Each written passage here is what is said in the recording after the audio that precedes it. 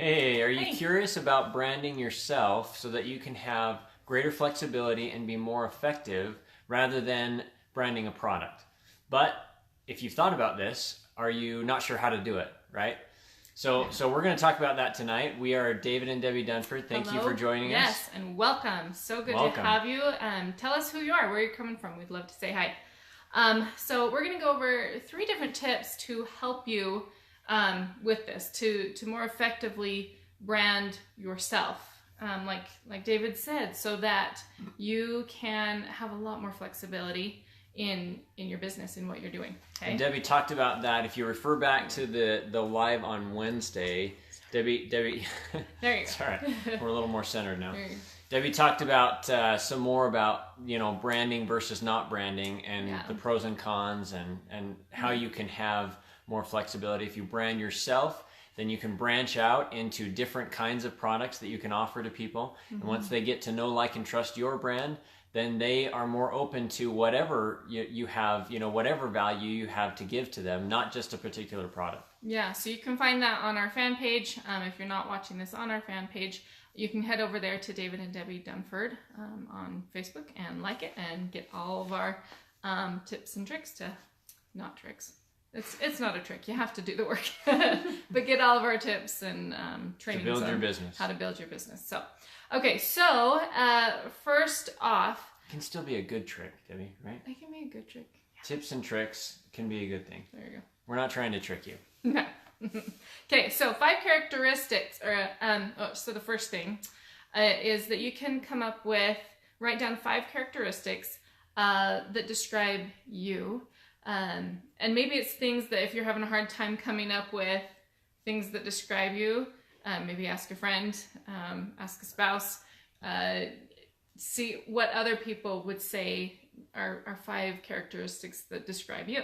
Okay, so that's the first thing you want to do, is write those down, because what you're doing when you're branding is you're taking who you are and melding that with your brand. Because when you talk to people, when you do a live, when you write an email, when you write a post, you are going to come out. Your personality and who you are is going to come out through that, through your words and through what you're doing. And so who you are will definitely show through, and that's why your brand and you are very intricately connected.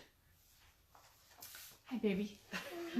Sicky's coming in. Okay, come here. Limping in. Limping. We might add. Limping in, yes. Okay. Do you want to go? Okay, so the second thing is being unique, and you were talking about this earlier. Do you want to go into Yeah, that? so you may have somebody that you look up to that has been very successful in their business, and you may want to just say, oh yeah, I need to copy and do exactly like they've done. But when you're branding yourself, it needs to be authentically you, right? It needs to be sincere. It needs to be who you are. Let people get to know you and let them know, like, and trust you, not the person that you're trying to be like, right? So that's just another important tip when it comes to branding yourself. Let it be you, and don't try to do everything right, because you're not. You're not going to do everything right. Sometimes you're going to forget what you wanted to say next, or you're going to think that live that you did to add value wasn't as valuable as you wanted it to be. So just don't try to do everything right. Just be you. Just be content with who you are and the value that you can add and give to people. Yeah. Okay, awesome. Now, Jason, just wait, the please, third okay? tip is in naming your brand. Like, what do you do? How do you come up with a name for your brand?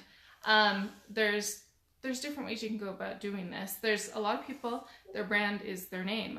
Like us, our brand is David and Debbie Dunford. It's our name. And that's super effective. And Yours doesn't have to be as illiterate as ours, but David and Debbie Dunford. Yes. it's pretty cool, I think. Yes, it is very cool. But yours doesn't have to be your name. So I was trying to think of some examples of things that aren't their name, but it definitely describes who Just wait, please, okay? who they are, like what they do, what they stand for. So if it's not going to be your name, then yeah, maybe take some of those characteristics or something that describes who you are, what your business stands for, and go from there. So the example, I thought it was kind of funny. So there's a store not too far from us called The Joint, and it sounds bad, but it's actually a chiropractor. That's the name of his chiropractic practice. Office. Yeah, office practice. So I mean that totally makes sense, and it works. It's the joints. That's what he's doing as a chiropractor, is working with your joints and trying to help you out there. So he's taking those characteristics and something that's describing what he's doing and giving it a name, and that is his brand. So that's how you can come up with your name. Help little mister here. Okay, I'll help him. You want to finish I'll up? finish up. Okay, I think we're pretty much done. See ya. So, sick kids are not fun for either the child or the parents, but it's all right. I hope he gets better soon. So we will leave you with this thought. One other thing that you want to do with your brand is figure out a way that you can make it unique.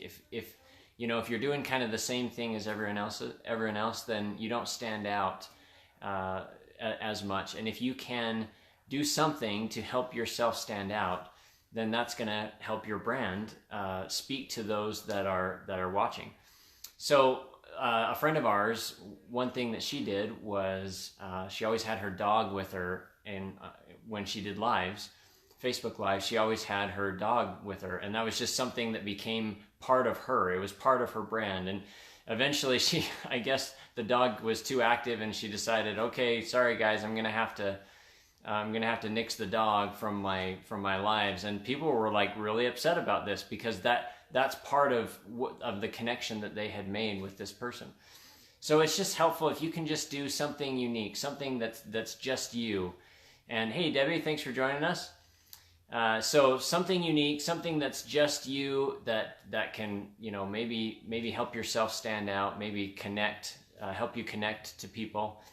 That can be really helpful for your brand. But consider the possibilities with this. I mean, branding yourself is really awesome. There's another friend and mentor of ours that, and we've mentioned him before.